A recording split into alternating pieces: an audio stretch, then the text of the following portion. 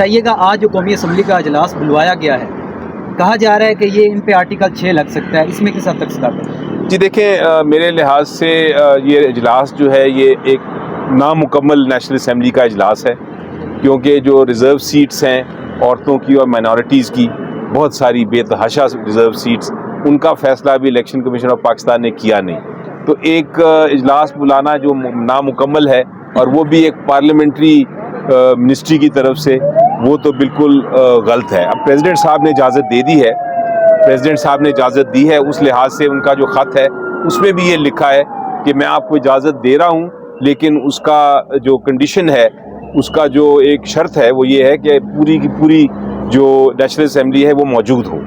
तो वो शर्त पूरे किए बगैर ये सेशन को बुला लिया गया है, तो मेरी नज़र में ये सेशन भी गलत है। सर जी बताइएगा, आपने IMF को ख़त लिखा है, प्रोपेगेंडा भी किया जा रहा है उसके बारे में कि आपने जो ख़त लिखा है उसमें ये कहा गया है कि आप इनको फंड्स ना दें, जो है आप इस बारे में क्या कहेंगे? एक बड़ा प्रोपेगेंडा आपके खिलाफ किया जाए PTI के? कि देखिए, वो ख़त का जो डिटेल्स हैं वो अब आ गई हैं, उस पर तबसरे हो रहे हैं, दोनों साइड्स के व्यू पॉइंट हैं। एक व्यू पॉइंट तो आपने फरमाया कि ये नहीं लिखना चाहिए, दूसरी तरफ व्यू पॉइंट PTI की तरफ से भी आ रहा है, वो एक्सप्लेन कर रहे हैं कि उसका मकसद क्या है ख़त का और उसमें क्या कहा है और क्या नहीं कहा।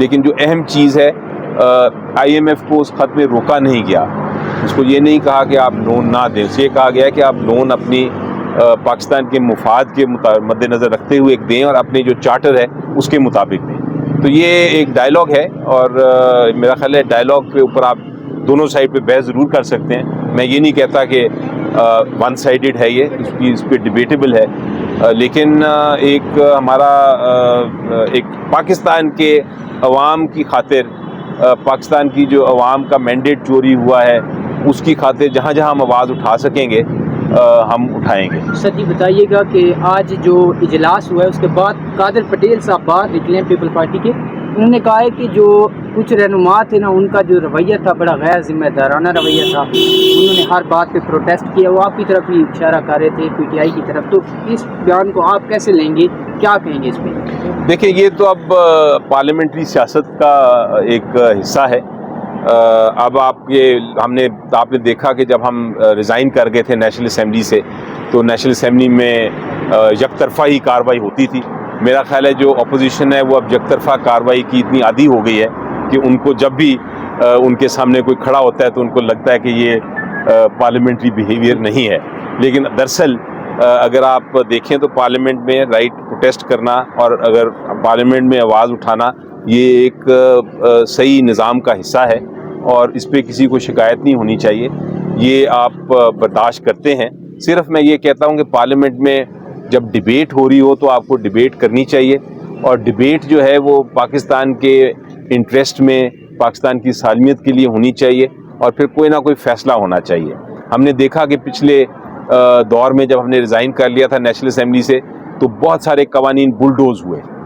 मेरा ख्याल है एक ऐसा सेनेटर था जो उठ के बार बार इसको रोकने की कोशिश करता था, इनको कहता था कि भाई आप बुलडोज़ ना करें कानून को, कम से कम डिबेट तो करें। लेकिन उस वक्त चूँकि ताकत उनके पास थी तो वो इस बात को सुनते नहीं थे। अब उनको सुनना पड़ेगा, क्योंकि अब एक बड़ा साइजेबल हमारी अपोजिशन है जो पार्लियामेंट में मौजूद है, तो अब उनको पार्लियामेंट में सुननी पड़ेगी साइजेबल जो अपोजिशन है उसकी आवाज़। सर, नून लीग हुकूमत भी बना रही है, साथ में इल्ज़ामात भी लगा रहे हैं कि पिछली बार जब ये जो 16 महीने की हुकूमत रही है उसमें जनरल बाजवा और फैज़ हमीद के कहने पर हमने जो भी बिल पास किए हैं, जो कुछ भी होता रहा, तो फिर ये बार बार उनके साथ मिलकर हुकूमत भी बना रहे हैं और उनके खिलाफ बयानबाजी भी कर रहे हैं। इस पर क्या कहेंगे? कि देखें, जहाँ तक तो ताल्लुक़ है ये हुकूमत का, मैं तो खाली एक बात ही करता हूँ कि हुकूमत आप ज़रूर बनाएं, बिल्कुल बनाएं, लेकिन लोगों के मैंडेट के मुताबिक बनाएं।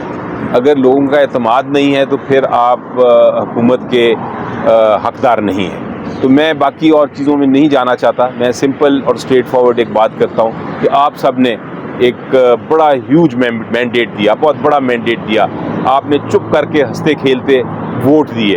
अब वो वोट जो हैं वो रातों रात तब्दील हो गए, कोई और लोग आ गए, हुकूमतें भी बना लीं, लेकिन कितनी देर तक चलेगा ये काम?